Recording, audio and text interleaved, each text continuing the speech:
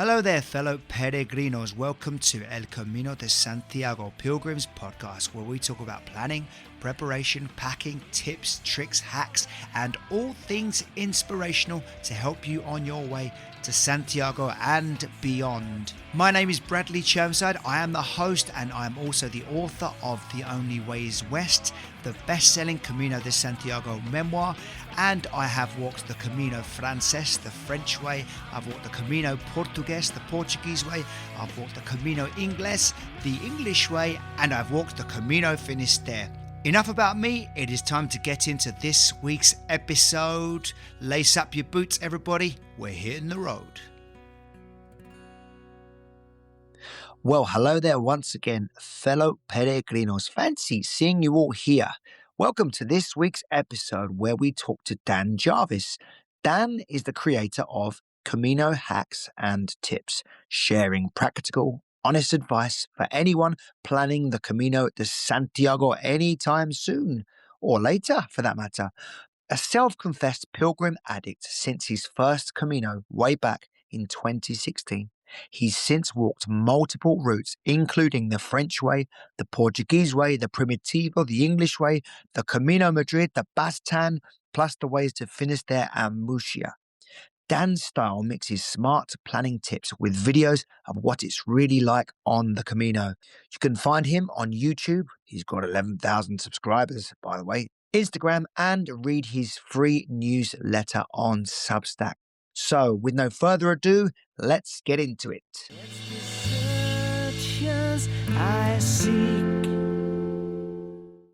Dan, tell the listeners the Caminos you've walked.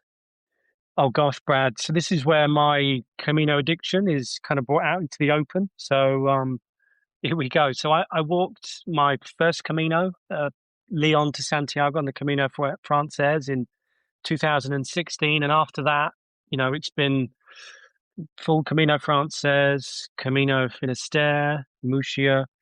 I had a Portuguese themed year and did the coastal and the central.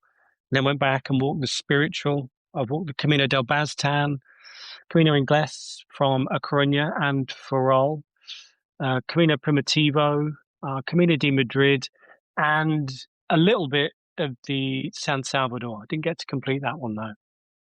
Wow, you're going to have to start walking them backwards to walk. Yeah, there's still quite a few on my hit list. I mean, we've been talking prior to this interview, and you're about to walk one that I really would love to do, the Camino Invierno.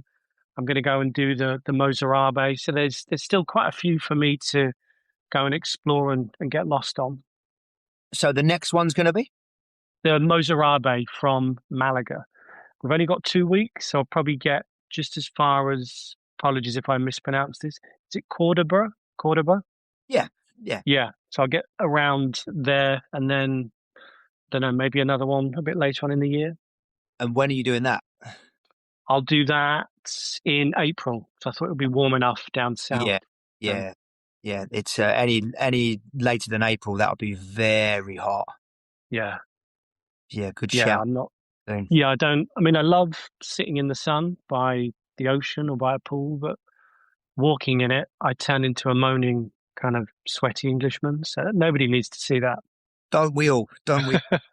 You know what they say? Once it gets past midday, it's only mad dogs and Englishmen that are out there. Yeah. And we are those Englishmen with the mad dogs. Certainly, old bright red. Yes. Tomato, cherry red. We are, guilty as charged on that one, mate. And you've reinvented yourself as a YouTuber since the last interview. Gosh, yeah. I mean, when we spoke, I'd just done my first one, that Leon to Santiago, very kind of wet behind the ears. I went back and did a couple of other little ones. And then I think it was after the pandemic, 2022, I walked and I was just making silly little videos between my Camino family and I, sending videos, audio clips. And one of the guys I was walking with, a Belgian, said, you should really think about doing something with this. And it stayed with me. I was kind of in a period of transition in my life, and I was just like, you know what, I'm going to give this a go. So I I cringed. The first video is still on my YouTube channel, and it's not very good, but I think it was about starting and doing it.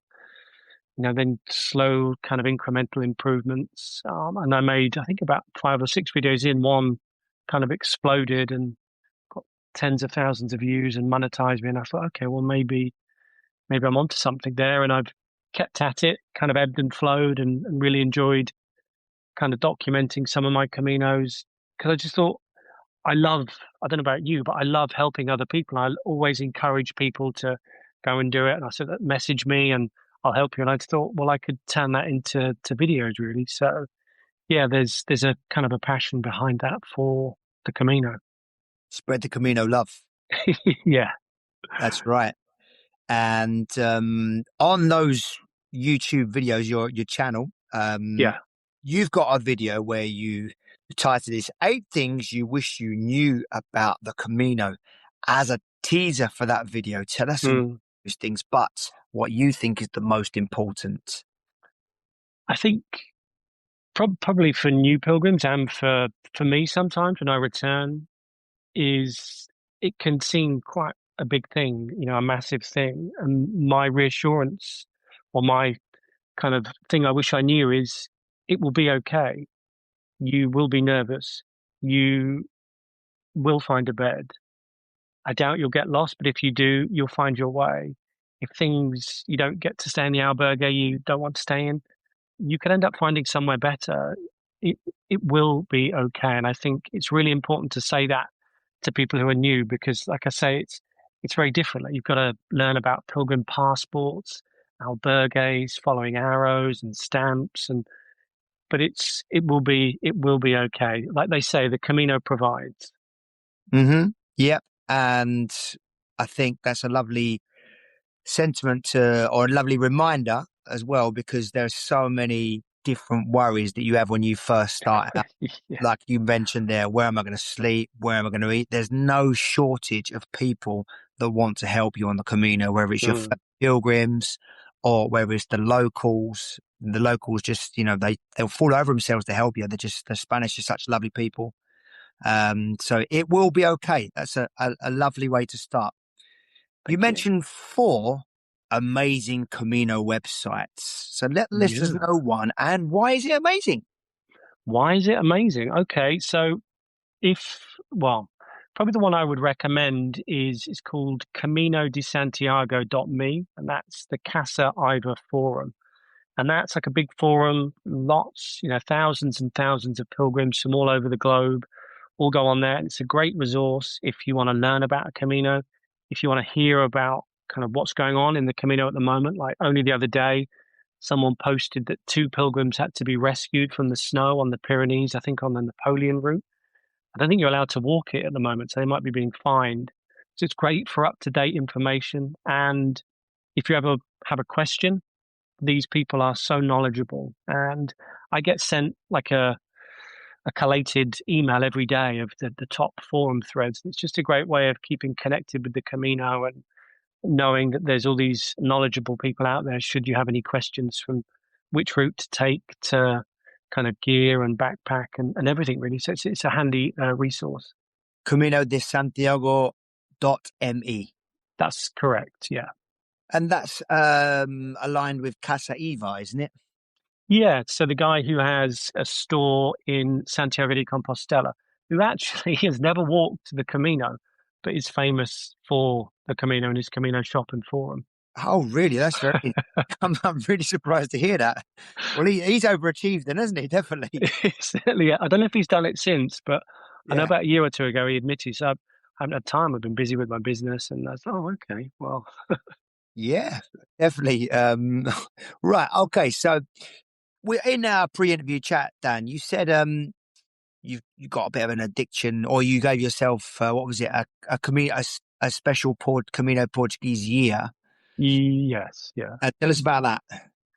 So gosh, I was in between jobs. I lost a long-term job I'd been at for 10 years. I just bought a house, my first ever house, when I got made redundant. I couldn't afford to live in it, so I had to rent it out. I was back in my old bedroom at my mum's house, confidence, not not very sky high due to that. So I scraped together a bit of money and I walked the Camino Frances, which is where I got that inspiration to start making videos. And then I got to Santiago and I was like, I've got 8, 9 days or something before I had to kind of get back. So I jumped on a bus and went to Porto and I walked the central route. And hand on heart, I kind of, when I got to Santiago, I felt like I'd rushed it. And so I, got back home, I did some work. It was getting to near the end. I think it was near the end of September. And I was just feeling a bit low and feeling like I needed to do something. I was struggling to get work. I was only doing bits of part-time work. It was just, I was in a kind of a bit of a rut, and I just thought, I know where I can go that will either help me or just give me time out from this tough situation. So I jumped on a plane and I flew to Porto, and I was like, what am I going to do? Am I going to go back and do the central because I feel like I rushed it? And I made a call on that morning. I was like, okay, I'll do the coastal. So I did the coastal and absolutely loved it. Met some amazing people, and it just I don't know, it filled me up, made me feel amazing. And then I told a friend about it. So the following year we went back, and then we went and walked the spiritual route. So yeah, I've done three times on the Portuguese now. So it's a special Camino. It's getting very, very popular. From what I hear, I think it's getting more popular than the Francaise in the summer months. So yeah, choose when you walk it wisely would be my recommendation. And what's the difference between the coastal route and the spiritual variant?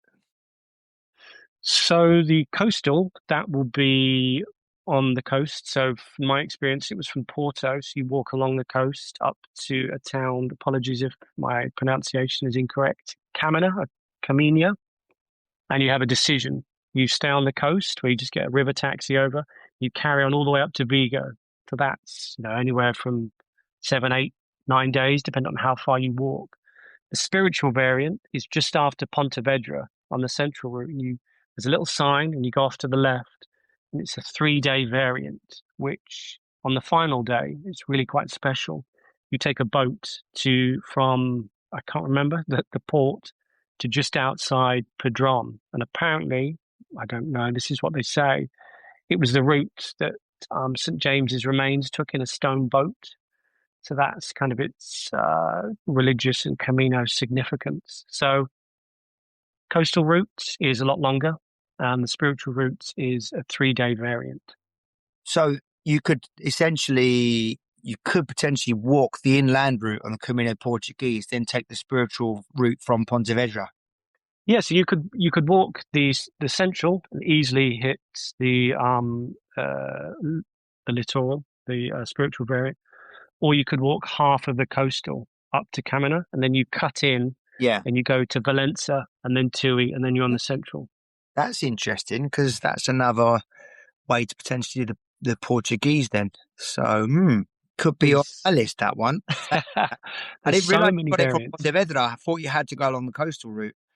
No, no. So it's so easy to miss it. The first time I did it, we walked straight past it, but it really is quite special. It's 3 magical days, and Yeah, if you go in the sun, like your last day before you get the boat, everyone's chilling out. All the pilgrims are chilling out on the beach. It's yeah, lovely. yeah. Dan, what makes you keep coming back to the Camino? Because I'm guessing things have settled down a bit for you now. Yeah. And why not go to Butlins? Why not go to Ibiza? Why why not go to Cancun? But why do you keep punishing yourself?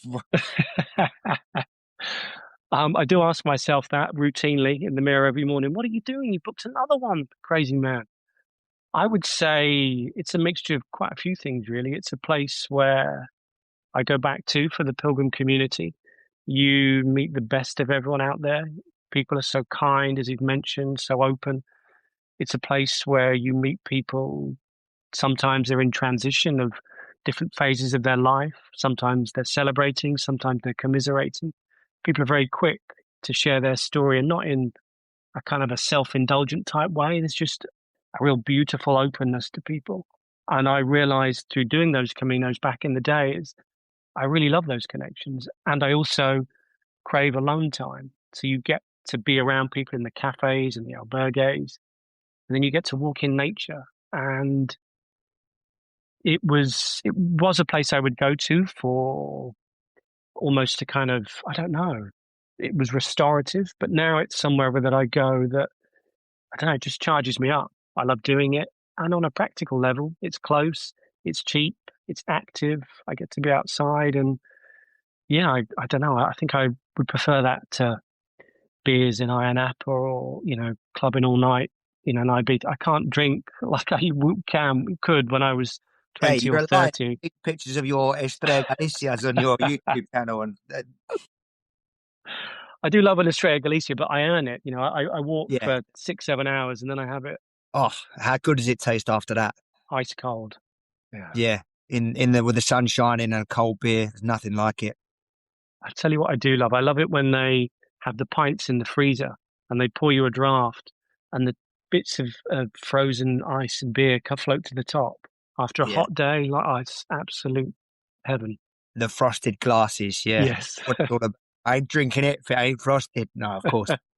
Yeah, a cold Canya. That's the way forward. That's for sure. Beautiful. Dan, I saw there was a really interesting video that caught my eye. A title that said you had some storms on the Camino Inglés. I have to be honest with you. I've always been so blessed when I've done the Caminos. Rarely encountered bad weather. Yeah. Probably once up in between Saint Jean and Roncesvalles. And yeah, I can't really think of any other bad weather. So you had some storms. What's the best advice you can give for dealing with inclement weather? Gosh. Well, as an Englishman, I love to talk about the weather. So you've kind of given me the best question I could ever be asked. Knock It, yourself out, Dan. Get your weather kit. Go for it. yeah, I'll get my waterproof pants on. Yeah, I suppose it's about one. It was October, so it wasn't that cold. I still had shorts on, but I had a waterproof. Everything in my bag was in a dry bag. Um, I had a poncho, like only a little festival Hey, poncho. stop there. Dry bag. What's this? What's this thing? So a dry bag, it can be anything from a bin liner to something that you would buy from an actual camping store, and you put your clothes inside it in the bag. So that way, if your bag gets rained on, or God forbid you put it in a puddle, your gear still stays dry because there's nothing like you can walk all day in rain, and as long as you know you've got some dry gear to put on. So Yeah. it's really important to keep your stuff in a dry bag. Like I say, if money's tight, just use a bin bag. So all my stuff was secure. I had some Gore-Tex shoes. I recently kind of cleaned them up, sprayed them again, some waterproof trousers when it got really bad. And it's like, you know what? I can't change it. I've got to get to Santiago today because I fly tomorrow morning. I've got no choice. So I've Yeah. just got to, there's one point in the video where I was just laughing out loud. I was like, this weather is awful. I was worried I was going to get sunburnt the day before. And now I'm getting absolutely lashing it down. So it's just like, get your head down, just keep walking. All my stuff's dry. I'm barely dry underneath, and it'll be over soon enough. It's like British weather, isn't it? 4 seasons in a day. Yes, certainly is. I mean, this sounds a bit of a self-explanatory answer, or to state the obvious question. But what's the best advice for, I guess, avoiding inclement weather, if anything? Well, it depends when you go. Like April, you're going to get hit with some showers. You'll get kind of some showers and some kind of hot days as Spain gets used to that. When you're going to get into Galicia as well, I'd say around April into May, you'll get storms or kind of rainy season there.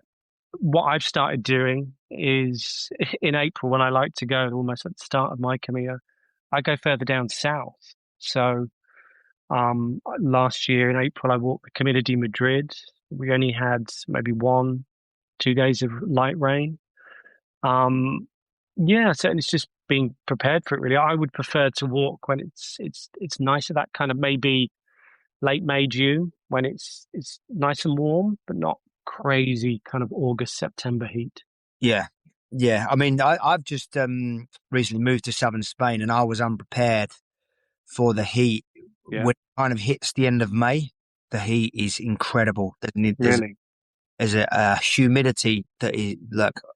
The only time I can remember humidity like this was when I lived in South Florida, and but this is something else. So, um, since we're English, we love talking about the weather. Let's continue for a bit longer. um, Well, they say the Via de la Plata, from where was it, May, June onwards, is literally dangerous because yeah, it's so hot on the Via de la yeah, Plata in that middle section. yeah. But like I said to you before we came on air, quote unquote, Yeah. um, walking at the end of March, the Camino Finisterre that I did 2 years Mm. ago, that was just lovely. Like I said, the spring thaw, the sound of running water following you everywhere, the longer daylight hours because the nights are drawing out, Mm. and the days are getting longer, but you don't get the heat with it. So Yeah. for me, that was and we didn't get rained on once, which is obviously we're in Galicia, so we're expecting it. One of my favourite memories is seeing an old gentleman on the Camino Inglés.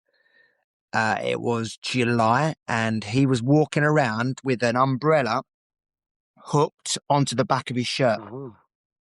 So he actually just, you know, that's how you deal with the rain. The Galicians know how to deal with rain. Never seen anyone do that before, and it was so charming, so enchanting. Just see, an older gentleman. He's like, "Yeah, it rains. I'm all right. I've got my umbrella tucked into So, the back collar." so will you be doing that? Because you mentioned to me earlier that you're going to go on the Invierno. So will we see you with a brolly in the back? What you don't need to know about me is I am kamikaze everything. Okay. Even though I talk about gear and planning over 90 episodes, I pretty much just throw everything in a bag and just hope for the best. Okay. Thankfully, my wife's really, really prepared, and I let her deal with all that stuff. Um, but no, a poncho. I'm a poncho kind of guy. Okay. Yeah, All right. I don't know Well, if you. at least you plan that. Yeah, yeah. Throw a poncho in. It's somewhere in the bag, and if the rain comes out, you just side pocket with a poncho, so you don't have to go down the back and Yeah, that's a don't good one. waste valuable time getting that out. But Yeah. I'm still kamikaze. That's the way. It's just the way I was born, mate. Okay. Blood and thunder. Blood and thunder. Right. Okay. Not lots of brawn, not much brains. Okay. Just point you in the right direction and just hope you Yeah, don't hurt yourself. that exactly. Yeah, I'm more of a danger to myself than anybody else. Your poor mother. Yes, her fault probably. No, joking. Dan, the Camino effect you mentioned on one of your videos, the Camino effect. I love this Yeah. because I mean anyone that's walked it will know what the Camino effect is. Why should everyone over 30 walk the Camino like you titled that video? For your 10,000 subscribers, might I add. Wow, nearly at 11 just to yeah. God, that sounded so so why, well, there's lots of reasons really. One, it's good for your health, getting out, walking, moving, as we all found out during the pandemic, getting out and moving is just so good for you. I also think it's a great place to take time out of your life. Being on Camino is very different to normal life. You're in this Camino bubble, which if you have kind of any kind of stress in your life, kind of work, family commitments, to be able to be fortunate enough to step outside of that for a week or two, if you're lucky enough to be part of a Camino family, to have this caring community around you, it's so unique for me anyway, having done that Camino. It's something that I would recommend everyone doing. If you're over, I don't know, over whatever age really, over 30, under 30, it's just such a positive experience that, I hope that everyone gets a chance to do Hmm. Yeah, it's. I think everyone should do it. one Camino in their life.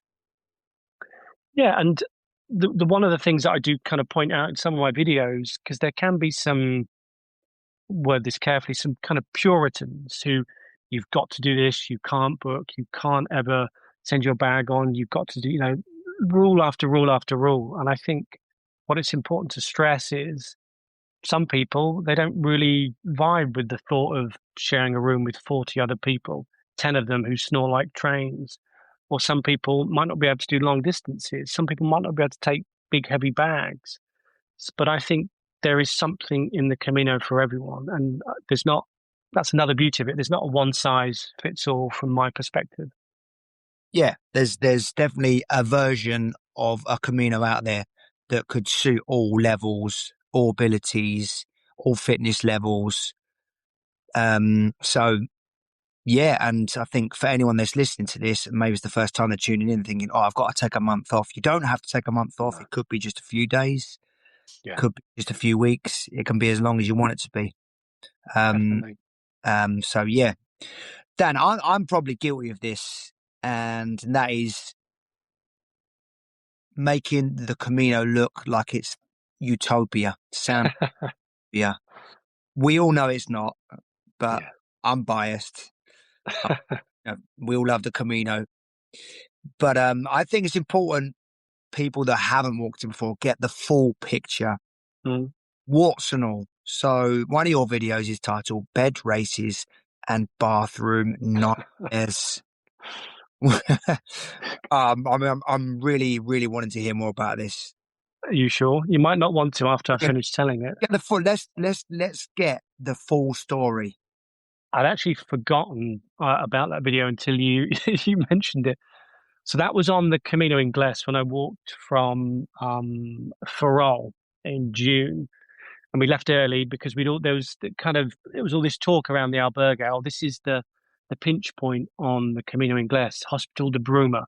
There's always a shortage of beds in Hospital de Bruma. There's a private albergue, which is always booked up, and there's a municipal. And that time they were doing some renovations. They were down two more beds. There was less people there. So people were getting up early, sneaking out the albergue. So I kind of left early. And midway through, I was like, I need the bathroom. And, I was like, oh my God. I looked on my app, this Wise Pilgrim app, and there's nowhere for another 5K. I was like, oh God, I really need the bathroom. Then, like an oasis, this ramshackled old cafe with tables upturned outside. It looked closed, and I peered in, and it was open. I was like, oh great. So I went to the bar, and I, you know, asked where the banyo was, and he just kind of pointed behind him, and I rushed back, and I went in, dropped my bag, went to the bathroom, and I was like, oh no, it's one of those old style. It's a hole in the floor. It's like, oh God. I didn't really have, my legs. I'd done what 10, 15K.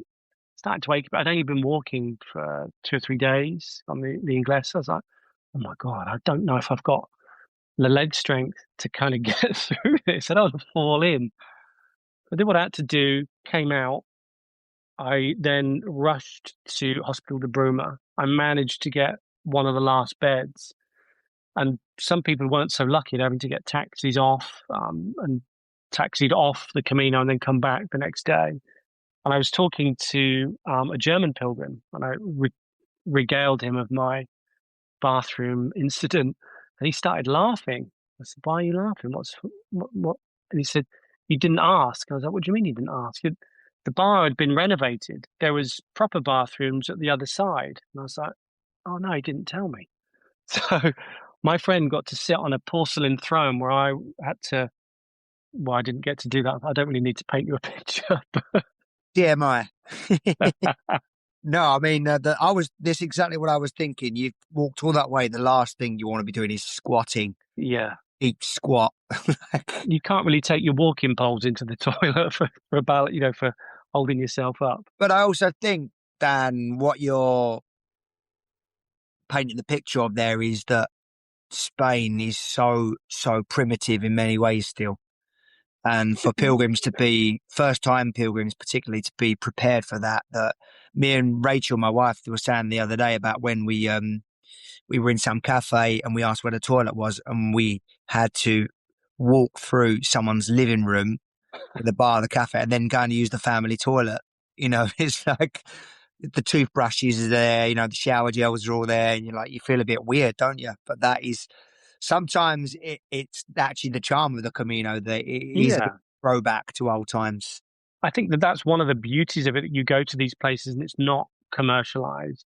You go to the local bar and you see these old boys having a kind of a cheeky spirit in their morning coffee, and it's just rural life and farmyard. It's like, this is really quite magical. Like one of these years we were walking to Santiago, and there's this woman with a scythe cutting her lawn. I was like, it felt like we'd gone back in time. It was really quite special to be witnessing that as coming from, having lived in London and places like that, which are very modern.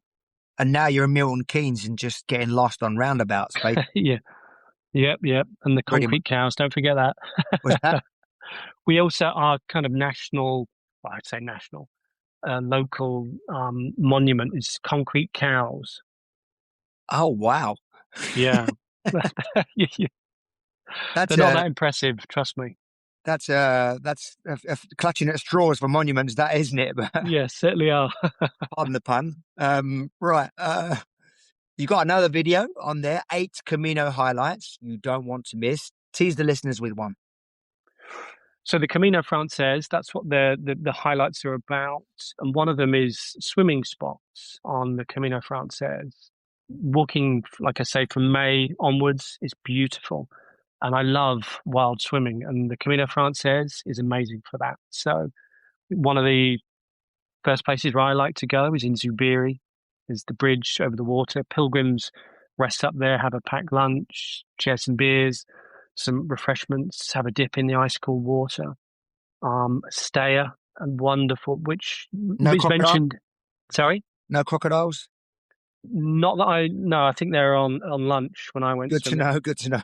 But in a stayer, which I remember you referencing in your book, I think you were, you'd had a dark night of the soul in a stayer. Yeah. Whereas when we were there, we were climbing up the tree with the locals and jumping in and swimming. Lovely And town as well. oh, Really. it's beautiful. Yeah. And possibly my most favorite place for a dip is Molina Seca. The water is Oh, ice cold, but yeah. they've dammed the river, so it's quite deep. You can jump in off the wall, sit at the cafe. You feel like a big kid again. Yeah. You're painting an idyllic picture there. It's wonderful. Yeah. I remember Molina Seca really well because if I'm not mistaken, you come down from, you got El Acebo. El Acebo, that's it. And Yeah, then that's a really, real kind it's of awful. Yeah, descent, that one. And then it opens up and you see this yeah, bridge and this like amazing town. And oh, yeah, Molina Seca is, yeah. And anyway, if anyone likes a bit of wild swimming, then go and watch this video of Dan's for sure. yeah. Yeah, sounds lovely. Sounds like a dream. It's like you describe it so well. It's like this little picturesque village after such a brutal. It's probably my most hated stage of the Camino Frances, coming down after the Cruz de Ferro, all of that uneven rock, and it's brutal. I often bypass it and go on the road, That but when is you what get I remember. Uneven, yeah, slippery boulders. it's awful. Hated it. Yeah. And then you see Molina Seca, it's like, oh, thank you. Yeah. Um, so how many kilometers do you estimate you've walked on the Caminos, Dan? Oh God, Kind I of record. ballpark figure. I don't know. I mean, when I walked in 22, I actually recorded it via the Compostelas, and that was nearly 1,020 that year. So average maybe a couple, 2 or 3 Caminos a year. I don't know. It took me 3 years to get my maths GCSE, so you're probably not the best person to ask. Thousands and thousands of kilometers probably, and ruining treads of trainers and shoes. Don't talk to me about maths, mate. D in the GCSE, F in the resit. I was like, nah, Oof. don't need that. Trying I to could do tell you my something. I could do my accounts every year, job done. I just gave up. I was like, I don't care about that. I got an A in English, so Oh, well, there you anyway, go. moving on. So that thousands of kilometers in your boots, Dan. I'm going to put you on the spot here, though. Favorite alberg ever? Oh, gosh. Can I? There's two that I love, which are on the same Camino. So can I give them both a mention? Yeah. So the tie is between two albergues, two Donativo albergues on the Camino Primitivo. It's a wonderful Camino. And the first one you'll hit is Bodenaya, which is quite famous, apparently. It's got new ownership, an American woman and her Spanish partner. It's such a wonderful, kind, just joyous place to stay. And after that, we stayed at an albergue called Casa Pascual, which is run by an Italian woman. We had homemade bruschetta, It was kind of song afterwards at this dinner, beautiful garden. There were just two really unique, special albergues that, you've walked Caminos, just some places you stay, and it's just like, this just really makes the day, makes the week or the whole trip just so special. And you really gel with the people around you. If you got a chance, because I know that you're a busy man, Mm. making videos for your 10,000, nearly 11,000 subscribers. If you get a chance, just pop that in an email to me, the Yeah, places, of and I'll course. get the links on the Facebook page. Thank you very much, Dan. Definitely. All right. So I love the way your YouTube channel has so much diverse information about so many Caminos and caters for all kinds of pilgrims. Mm. And one of those pilgrims we've already talked about is the pilgrims that can't take a month off work. So Yes. a 1 week Camino, what's your recommendation? Oh gosh. I'll just caveat this with 1 week Caminos. It will depend on your circumstances. So my mum walked Sarria to Santiago and she absolutely loved it. I personally, for someone's first Camino, I maybe wouldn't recommend that. I would say maybe TUI to Santiago would offer people more, but as we mentioned earlier, it's getting more and more busy. So dependent obviously on fitness levels, if they need a lot of infrastructure and support. If they do, then I would recommend Sarria or TUI. If you've got an okay level of fitness, I would really recommend the Camino Inglés. It's from Ferrol. It's 6, maybe 7 days. It's a complete Camino. You start with everyone because Tui and Sarria, you're tacking in on the end of longer Caminos. So you're not starting with everyone. Whereas on the Camino Inglés, you start with everyone. And I don't know about you, because you walked it as well, so maybe you can tell me, but I found there was an amazing pilgrim community on the Camino Inglés, and so to have that for a week, to make a Camino family in a week and all come into Santiago together was really surprising for me, and I absolutely loved it. I don't know what your experience was like. Yeah, I've got to be honest. Uh, I I wasn't that keen on the Camino Inglés, if I'm being Okay. honest. Don't get me wrong, I liked it. I did like it, but it it comes of all the Caminos I've done, it's my least favorite, I Okay. would say. But that's not to say I wouldn't recommend doing it. But I do think it had a bit of a sting in the tail, that Camino. Like, Oh yeah. yeah, there's a couple of days where you've got to walk quite far where there's no accommodation. Uh, Yes. at least I think it's the third day or the fourth day. I can't remember off the top of my head. And like like you're obliged to do like a 30 odd something day, 36-kilometer day. And if you've not walked a long time, Mm. like on the Camino Frances, you can build up to that, you know, Yes. kind of do your 30K days, 10 days in or something. Mm. Your body's already adapted to it. But on the Camino Inglés, you've got to do it in that first week. And there is a climb that me Oh and yeah. Rachel were talking about the other day. Oh man, do you know what? Because I did it in 2021. I can't remember the town, but you start in a really nice town that you've gone across a lovely bridge. You're in this lovely, Mm. and then to get out of this town, there is a beast of an incline, absolute beast. I remember it. Yeah. First thing in the morning as well. It's like you haven't even you've not even finished your coffee really, and you're already climbing like like Batman used to do up the Yeah. yeah, Yeah. you're already doing a Batman up the hill kind of thing. So, but don't get me wrong, I think the Camino Inglés is nice. Would I do it again? Yeah, definitely. But um, yeah, I guess everyone's experiences are different. And I like you had those experiences on the Camino Inglés with difficulty finding places to stay because it was Mm. really, really popular. But I think also it doesn't matter what Camino you go on, you're just going to meet lovely people because Yeah. it's only specific kind of people like us that are going to go and do that kind of activity. And I think we're all in Mm. the same boat. We've just kind of like, we know that we just support each other no matter what. And it's like when you'll run along the street, in the morning, if you go for a run or something like that, and you see a fellow runner, Give them the nod. you give a little nod, say, me and you are fighting the same battle. We're treading the same path. Well, maybe on reflection then, if it is someone who's very new to the Camino, maybe TUI then, because TUI, I won't mention some of the little gems because maybe we'll talk about that a bit later, but Yeah. it does offer a lot and it's got some really quite special towns to stay in. Yeah, the 2E to Santiago is really nice. That last day is hard. I remember the up the hill to Santiago. Mm. That's quite a tough. It's a long old a long hill that, isn't it? It's a couple of hours going on the up, but it's worth it when you get there. You can't be avoiding the hills, Brad. Come on, you're a Ah, pilgrim. tell me that. I'm always trying to avoid trouble. That's me. I like the easy route. Of course I don't. I'm only joking, but yeah, just thinking for a beginner really. But at the end of the day, no matter what community you're going to go on, you're going to encounter hills, and just like Yeah. life, you've got to get yourself up and over them, and that's Yep. it. Four mistakes all beginners make. You said on your video. Tell us one.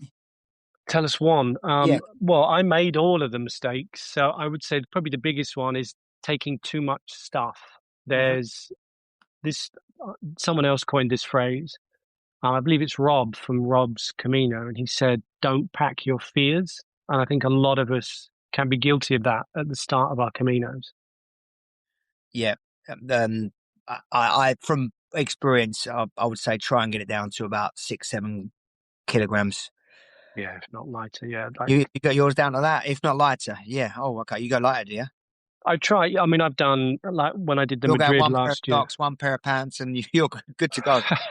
half a pair of pants, a Yeah. third of a sock, and There you go. 1/10 of a toothbrush.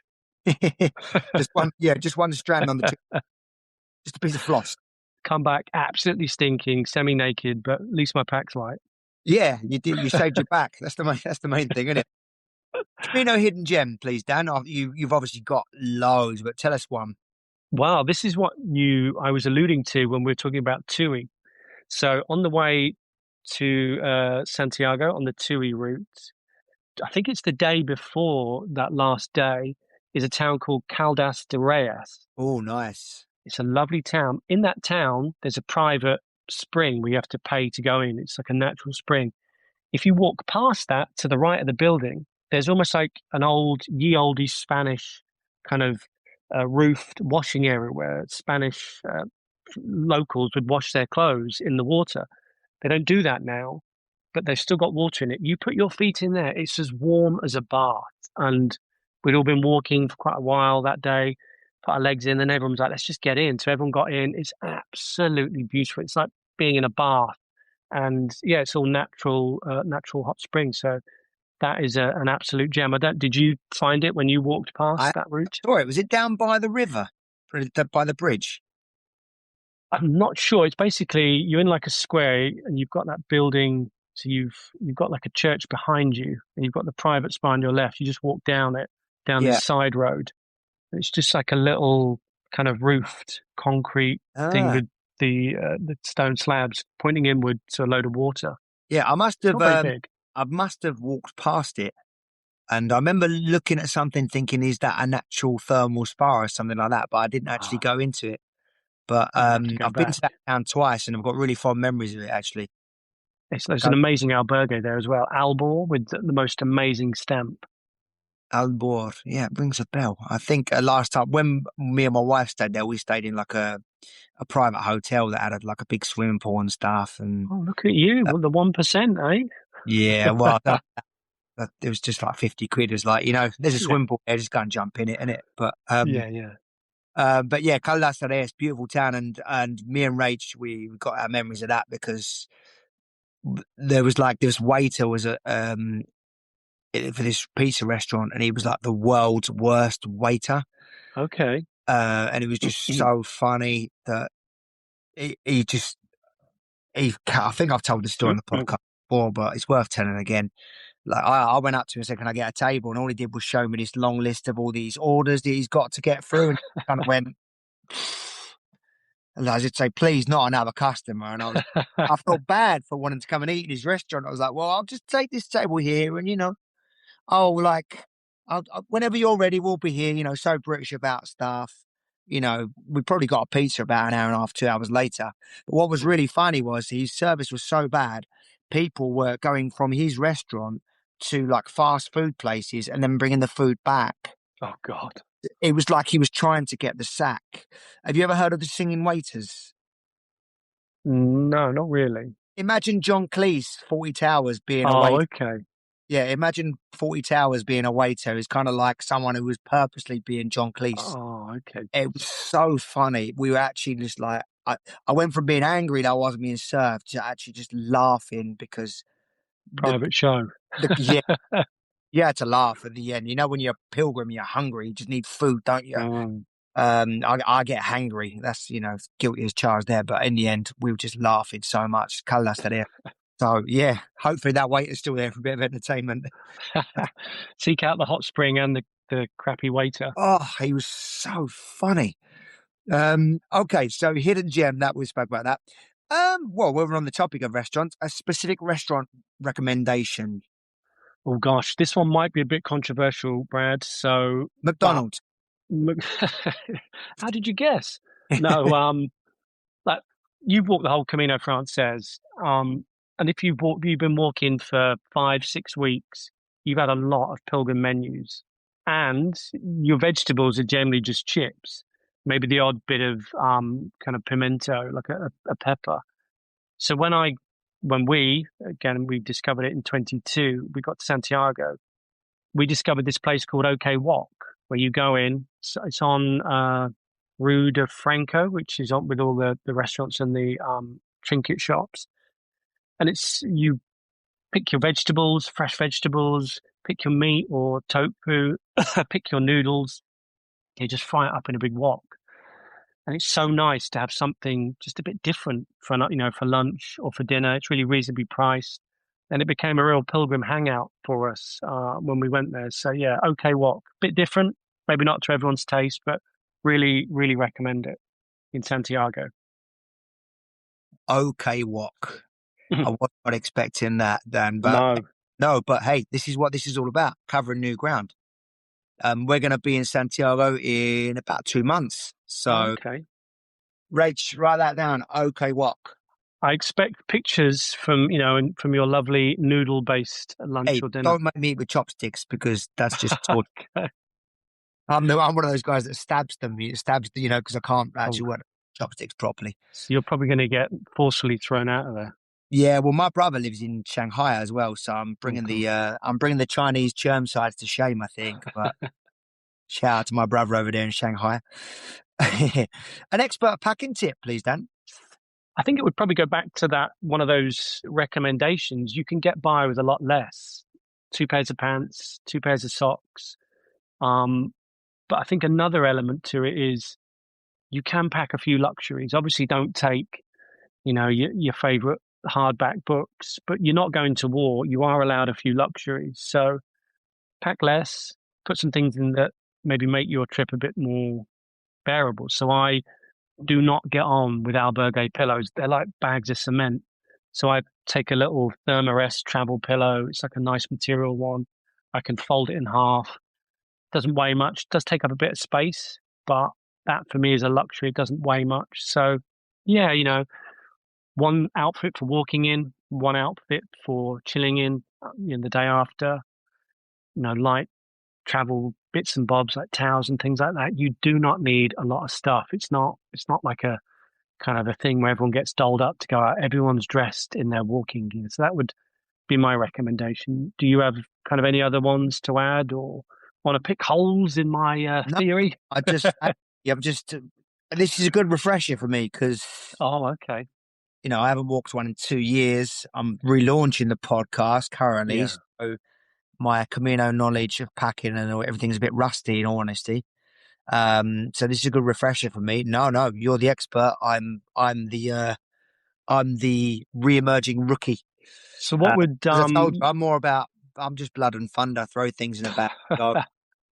absolutely, what would your luxury items be then, Brad, if you No, could take? I don't have any luxury items. No?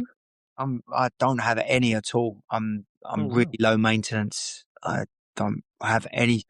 Yeah, it sometimes like Rachel's giving me stuff to take. I'm like, no, I don't need it. Don't need it. Don't need it. But I love what you just said there about the pillow because those pillows they can be hard as hell or Yeah. just like there's nothing off them. You put your head in it and you just head this into it, or they can smell pretty bad as well. Oh, The Alberg pillows. So it's a good shout having some kind of personalized pillow with you. Um, mm. I have tended to like put my rucksack. Oh, okay. I've heard, people saying don't put your rucksacks on the bed. So, Mm. yeah, I haven't done that. But if the pillows are that bad and I can't, you feel like you're going to wake up with a neck brace, then Yeah. maybe it's good to just have like something supporting your head. But yeah, good shout that on the pillow. I'm going to probably take the one I use on the planes and, I have a blow up one. Oh, okay. Yeah, I have a blow up one, so it takes up less space. So, I mean, people might, if somebody that wasn't a pilgrim and started listening to this conversation thought, oh my God, these people are so boring. They're talking about pillows. But listen, person that's never been on the Camino before, you tell me how important a pillow is if you've been there, if you've gone to an albergue and you've got a bad pillow, and how much that affects your night's sleep, and how Gosh, yeah. important a night's sleep is when you need to go and walk 35, 40 kilometers the next day and Definitely. try to be good company. Yeah, that's the thing. Trying to be nice to people when you've had no sleep and you kind of want to murder everyone is very Yeah, hard. but Camino, oh, leave me.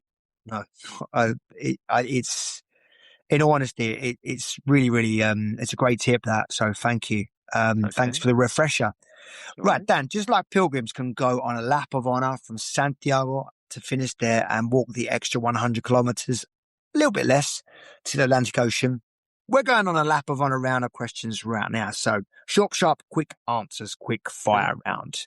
Favorite Camino blog, book, vlog, and or film, apart from your own, of course. Oh gosh, bit cheesy, bit obvious, but I'd say The Way. That was my entry drug, as it were. Okay. Choice of rucksack and why. Santa Claus, Father Christmas is very good to me. I've got a new backpack this Christmas, and it's by a Ukrainian brand called Lightway. It's a very light, frameless backpack, which I'm really looking forward to using. Lovely. Choice of footwear and why. In the spring and autumn, I'll wear my Salomon Gore-Tex, like a hybrid runner trainer, and then in the summer, just a pair of Nike runners. I'm going on the Camino Invierno. What do you recommend? Because I'm about to go and get some new footwear. I know on the forum I've just mentioned to you, Gore-Tex is almost like a dirty word on that forum, but I do swear by a Gore-Tex in the rainy season just because they can breathe. So I would say if you don't mind getting wet feet, then fine, just go with a normal pair of runners. But if you're like me, I don't want wet socks, so I'll just get a Gore-Tex, kind of a hybrid trail shoe. What brand? Hoka or a Salomon are generally quite good. Hoka. How'd you spell that? Hoka. Hoka. Right, I'm going to look for that. Thank you, mate. Got a Thank nice big cushioned uh sole. Yeah, lovely. I'm definitely going to look into that because I've got to buy a new pair. Biggest mistake you made when you first started? Taking too much stuff nearly ended my Camino early. Don't do it, people. Camino themed social media personality, YouTube account, apart from your own, of course, that you recommend following. Obviously, I love your podcast. If it was a YouTuber, I would say he's a niche creator. He's a German Camino creator, speaks in English, called Stories Teller. His last big Camino one was over a 4 hour Camino Frances documentary with brilliant voiceover. He sounds a bit like Werner Herzog, so I really enjoyed that. Excellent. Thank you. One thing you wished you'd packed when you first went? God, I would say we mentioned it earlier. I would say when you finish your Camino or you're in a big town and you've got a day off, you want to try and not look like a pilgrim. So I don't want to wear my poncho around town if it's raining. So there are those times I'm like, I wish I just had an umbrella. Like an Englishman, like, I wish I just had my brolly with me. You know very well my wife. She loves an umbrella. One thing you didn't need and wouldn't take again? I would say the third pair of underwear I forgot in the albergue in Puente Lorena. I left it in the darkness when we left really early and I got on fine. So I didn't need that third pair of boxers. Someone got an early Christmas present. Yeah. A quote or mantra for tough times on the road? I would say a mantra that I've kind of developed over time is hang in there. some of your toughest days on the Camino can give you some of the best memories. So just hang on in there. It will get better. And yeah, stay the course. Go to snack to refuel whilst on the go. I don't know why I do this because I don't eat or drink either of these in the UK, but whenever I'm on Camino, I have to have a pack of Oreos and a can of Coke. I love them. I don't know what it is. Just a few Oreos, pop them in, ice cold can of Coke. I'm off. I don't know what it is, but in Spain, on Camino, I love them. It's controversial, that. Yeah. Oreos and Coke. Be Skittles next, won't it? Right. Oh God, yeah. Right, we're coming to the end, Dan. Now this wasn't on the original list of questions I sent you, but I'm gonna put you on the spot. Okay. I think everyone's got a Camino story, like a Camino story that maybe your go-to Camino story, why it's so good, or my story is always like when I got lost walking in the night and some old lady appeared in the middle of nowhere to put me back on track when I was about to walk off into oblivion. Yeah. She was my Camino angel. Have you got a kind of a story that typifies just like everything that's great about the Camino and what everyone says about it? You know, the Camino provides and the Camino has angels. One of those kind of stories. Gosh, my mind's gone blank, but I can link it back to a time where my kind of mantra came from. We left, it was my first ever Camino. I think we were in maybe Rabanal, and myself, my friend Frank, who I was just getting to know, he was a colleague from work. We set off really early with these two Kiwi pilgrims.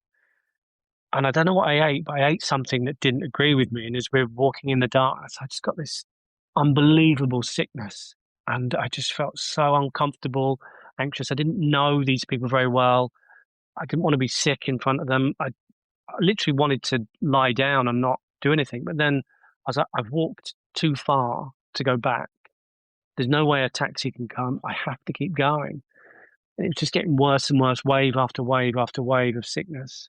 It may have been the town before Rabanal, but we got to this next town, which was potentially Rabanal, and I found a cafe that was open. And I just went to the bathroom. You know, I wasn't very well, and I was there, and I was just like, I don't want to be on Camino anymore. I hate it. I just want to go to a hotel. I want to pull the covers over, and I feel miserable. But there was something in me. I was just like, let's just go and sit with everyone. And I sat down with the Kiwis and my friend. They were all tucking into this big breakfast, having a whale of a time. And I was miserable. And the Kiwi girl said, look, do you want some of these anti-sickness tablets? I was like, yeah. So I had those. Like, do you want to carry on? And I was like, well, I'll try. And the guy gave me a taxi number. I was like, I'll just try. And we got to the Cruz de Ferro and my stomach was starting to settle a bit. One of the Kiwi girls then got really bad blisters and those awful rocks that we talked about. So as a group, we had to focus on taking her bag off her, helping her. Then we all decided to go on the road. We met some people in El Acebo. So our group went from 4 to 8, an Irish girl, an Australian, all these, and this community started to build up on one afternoon. We eventually got to Molina Seca. This random German guy started helping the Kiwi girl with her blisters. I got on really well with everyone. Next thing I know, it was tops off, shoes off. We were jumping off the wall into the water, just crying with laughter, getting this other Kiwi girl who was really scared of the water to jump in. It was a real moment for her, just absolute joy.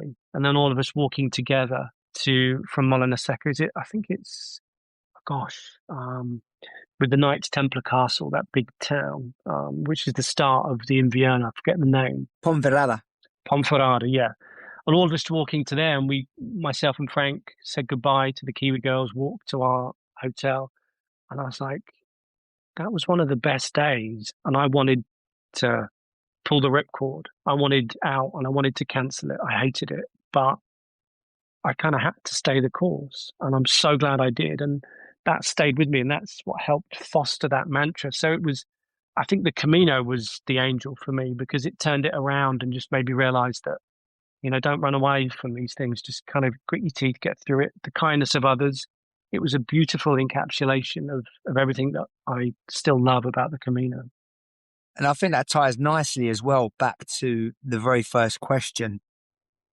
And your answer was, it's going to be all right. Everything's going to be all right. Yeah. Despite all, whatever worries you may have, just know that it's all going to be all right. So I think that ties nicely in with that. And I'm also intrigued, Dan. You said that obviously when you first went on the Camino, as many of us do, we need a little bit of help, a little bit of guidance, and go looking for answers. So how is life for you now? Is it? Do you feel like Camino's helped you to grow from those experiences and come out of it stronger? Yeah, I mean, one of the amazing things was because I would go back every year and I could chart my progress from someone who I felt like I was in a bit of a rut off the back of that, had quite bad anxiety, which really negatively impacted my life. And then looking back, year after year, feeling stronger and, always going with my friend Frank, to then 2022, whereas I went on my own. And when I first walked to Camino, that was alien to me. I thought I won't ever have the confidence to do that. So it's a place which I feel very grateful to have found and to have got myself now where I'm in a place where, I have a full-time job. I've got time to do the Camino. I'm now at a stage where, I can take people with me to experience the Camino. I took my girlfriend on, the Camino Inglés, the Camino Français. I'm able to share that with people, and I go because I want to, not because I need to. Yeah, that's a nice happy ending. Yeah, thank you. Ending on another high. Yeah. A song. What's the song at the top of your Camino playlist? You put that in your questions, and I've created a playlist which has grown. It's a beast that's grown since probably 2019. It's like a 70s, 80s, 90s cheesy playlist of everything from, I don't know, Lionel Richie to Kiss. There's everything on there, really. So, I mean, you're the singer, Brad. Do you want to sing us out? No, I don't want to ruin people's day. Well, if you're going to ruin people's day, you certainly don't want me singing, me caterwauling. Oh, well, you don't. I think people misunderstand this question where I expect them to sing. I don't expect them to sing. But Pauline Wilder, lovely French girl, my last guest, she was like, "Oh, I don't have to sing." I was like, "No, don't have to sing." Well, what song? If you said, if I said to you now, you got to put on a song that's going to get you in the mood for Camino. It's not like country roads take me home. Something. This is a bit left field. We'd all finished. It was 2019. We'd all finished the Camino. There was a few of us hanging around Santiago, getting ready to go to Finisterre. Some were going, and there was this random little bar that had a jukebox, and we were just pumping in euros. And someone put on Aha, Take On Me, and a group of other pilgrims came in. It was kind of bedlam. They just walked the Porto, the Portuguese coastal. People end up limboing, drinks, shots going everywhere, all soundtrack to Take On Me. So that's got such an amazing memory. So whenever I hear that, I think of all of the amazing people, Andrew, Matty, Kai, all of us just laughing, having an amazing time. Lastly, Dan, when can the listeners find your content online? Okay, so on YouTube, it's Camino Hacks and Tips, Instagram of the same name, and on Substack, it's Camino Hacks and Tips. All the links are on the YouTube page. Well, you were off in April, if I'm not mistaken, to the Camino Mozarabe. Yeah. Okay, yeah, better than my pronunciation, which was Mozarabe. I've said that right. It's called the If I was sorry, I'm trying to sound all Spanish there. I'm being an idiot, but it's only because I live here and I'm trying to practice that sound, which I'm not very good at. In English, you call it Mozarabe, right? Yeah, I mean, to be fair, Brad, it might be like the blind leading the blind here, but yeah Mozarabe. We should probably get a Spanish person to do this, not me and you just guess our way through it. For your next Camino in April, whatever, or however you say that, buen camino, Dan.